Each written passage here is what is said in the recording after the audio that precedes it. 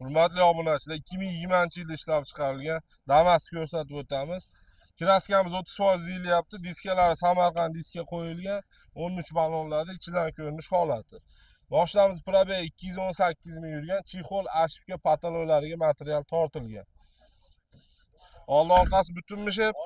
Oldilari kirasi yo'q. Mana shu yerda men olgan. Mana. Mana shu teshikni bu yerda mana shu yerda anaqa ilib qo'ygan, daraxt ilib qo'ygan. Mana shu orqada bor, taglarida ham yo'q. Mana shu yerda bor. Orqa kapotda. Yon boshda bor ekan, orqa kapotda bor ekan. Oldilari butun ekan, hurmatli obunachilar. Mashinaning metan gazlari bor, pulini arzonroq qo'yamiz endi, aka. Pulni arzon.